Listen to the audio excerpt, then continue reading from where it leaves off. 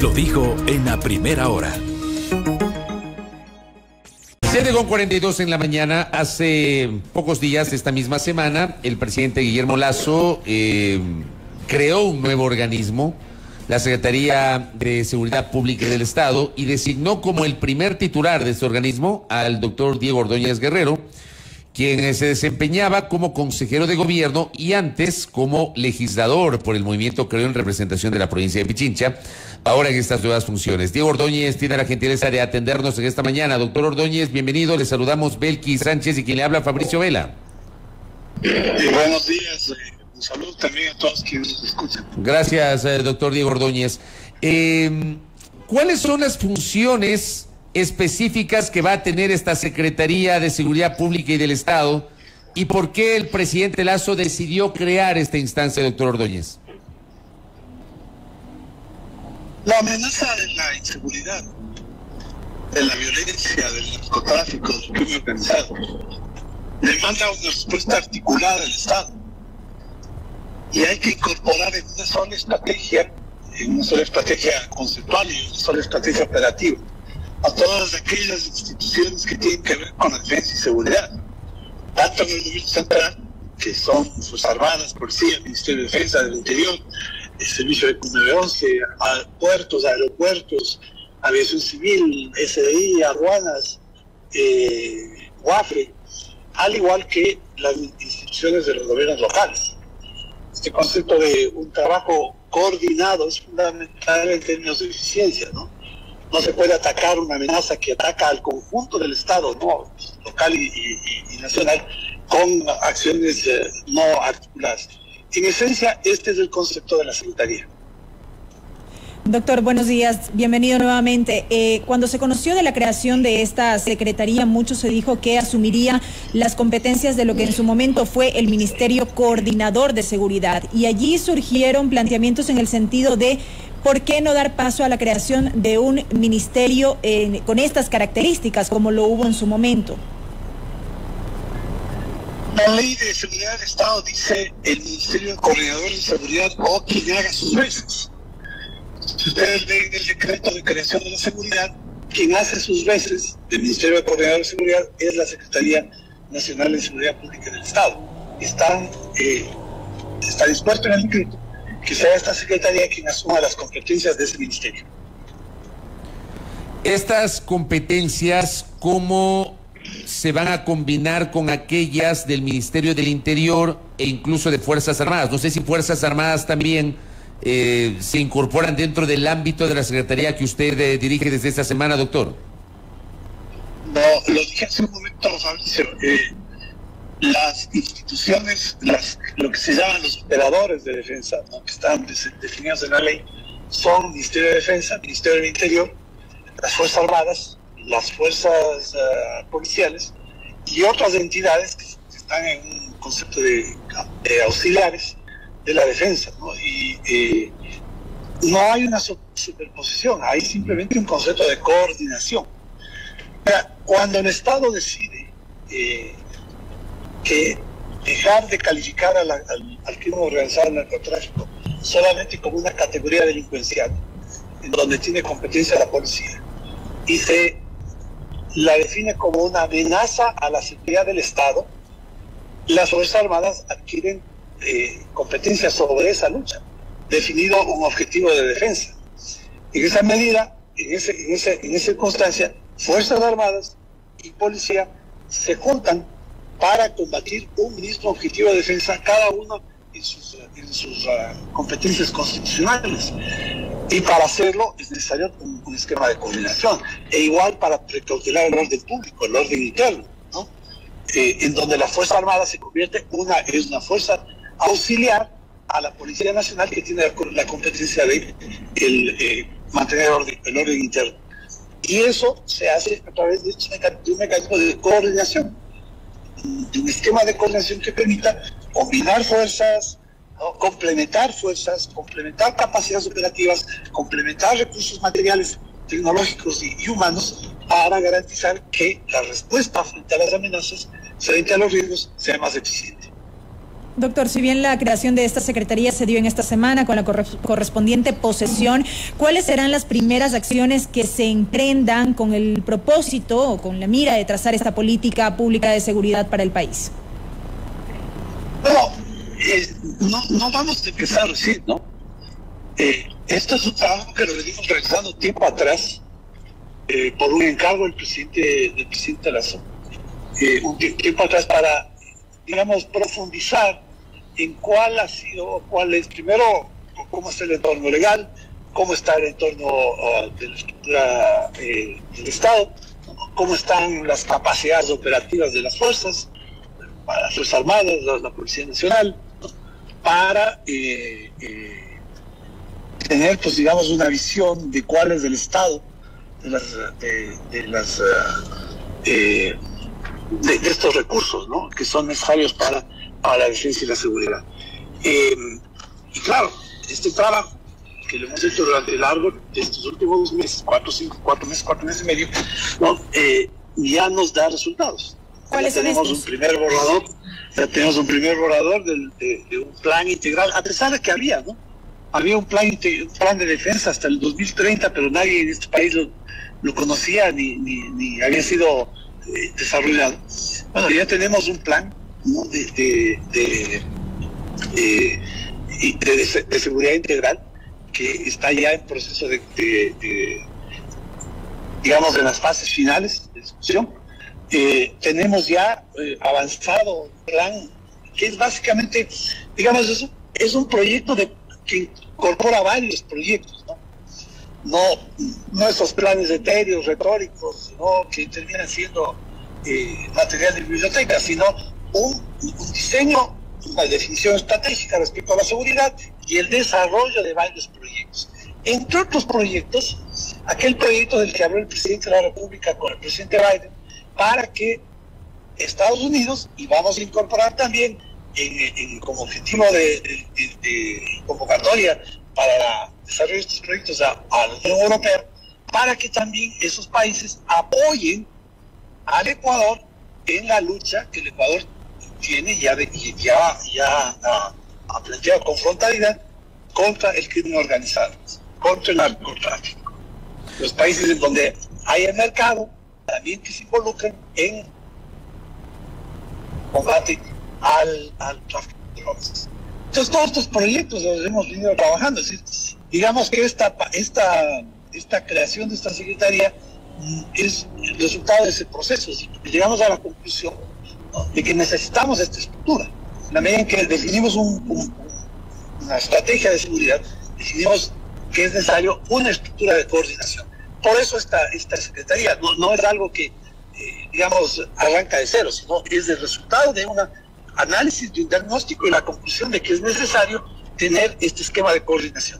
¿Cómo combinar justamente la preparación o el diseño de una planificación que por un lado permita el combate a la delincuencia común, pero por otra parte el combate a la delincuencia organizada, al crimen organizado? Está claro que son dos fenómenos distintos. Obviamente al final el ciudadano se siente afectado por todo tipo de delincuencia, pero entiendo que técnicamente las estrategias deben ser distintas. No es lo mismo combatir la delincuencia organizada, las mafias, lo que está pasando en las cárceles, los casos de sicariato versus los asaltos, los robos, la inseguridad que vivimos en las calles permanentemente, doctor. Precisamente por eso la definición respecto a el crimen organizado categorizado como amenaza a la seguridad del Estado, porque es una dimensión diferente. El crimen organizado con jerarquías, con economías criminales, ¿no?, tiene una estrategia de tratamiento, y eso obviamente pues articula el trabajo conjunto de Fuerza Armada y la Policía. Otro es claro la delincuencia común, de alguna forma también tiene que cortar, porque bastante de la delincuencia común se produce por ciudadanos o ciudadanas que cometen actos delincuenciales, o de robos, asaltos comunes, para financiar el vicio, para financiar la compra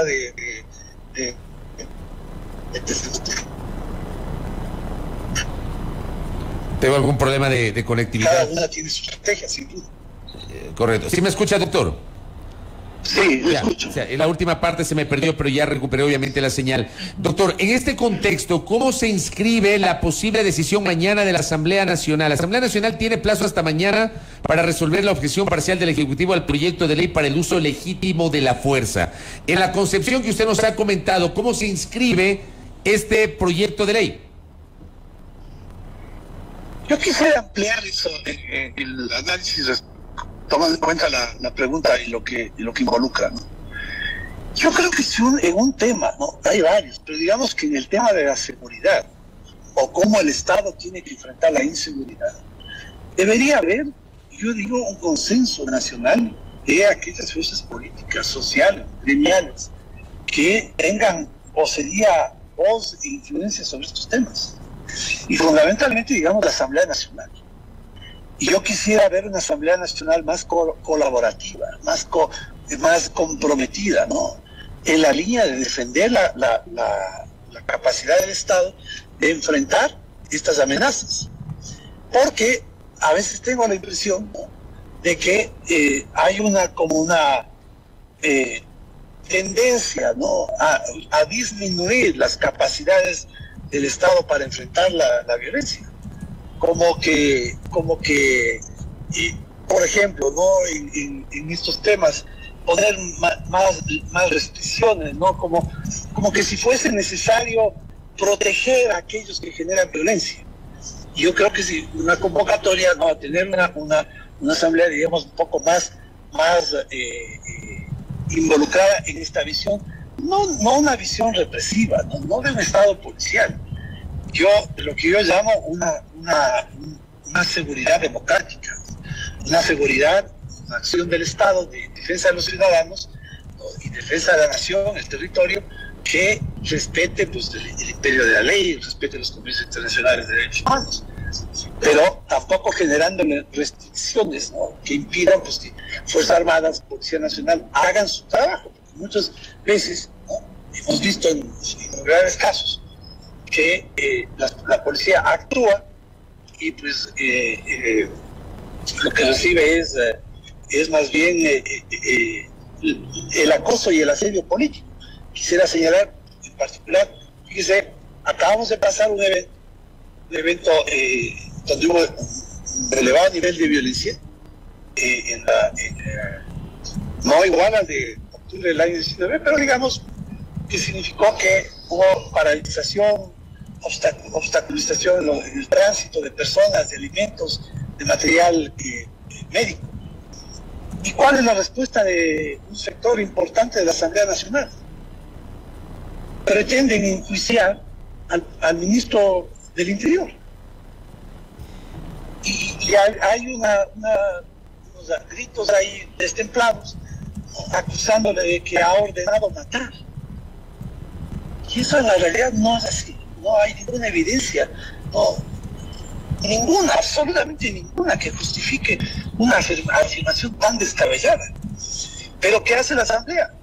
La Asamblea, en un sector importante de sus componentes, se vuelve en portavoces de los violentos, en portavoces de aquellos que deberían ser judicializados.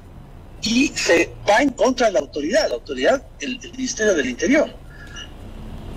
Me refiero a esto, yo esperaría una Asamblea más colaborativa, ¿no?, para garantizar que en el Ecuador tengamos ciertos niveles de seguridad y de defensa frente a la violencia y el delito. Doctor, siguiendo en este mismo tema, a esta hora en la Asamblea es incierto si van a existir los votos, tanto para allanarse al veto presidencial cuanto para ratificarse en los textos que originalmente se aprobaron. Yo le consulto, tras el segundo debate y la votación en el Pleno, ¿hubo algún tipo de acercamiento ejecutivo, legislativo, para analizar el contenido de este proyecto de ley? Porque usted dice es necesario contar con una Asamblea más colaborativa, pero de otro lado, ¿cómo lograr aquello si no existen acercamientos previos, un diálogo? Recién ahora se habla de la creación de una comisión mixta entre ambos poderes para poder avanzar en el análisis de las leyes que salen del Parlamento.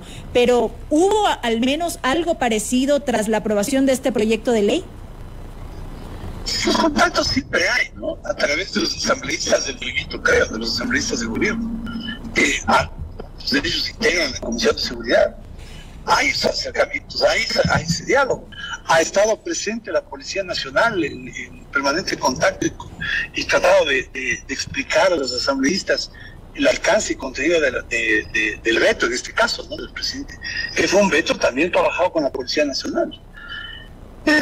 Pero a veces creo yo que priman pues los intereses, ¿no?, las agendas políticas, o incluso las agendas ideológicas, porque en muchos casos pues hay asambleístas que defienden digamos una gestión débil del Estado y una mayor preponderancia de lo que ellos denominan protesta social, que en realidad en los casos en que hemos vivido se trata de actos de violencia. La violencia, la protesta social es algo que está garantizado y que este esquema de seguridad democrática tiene que garantizar.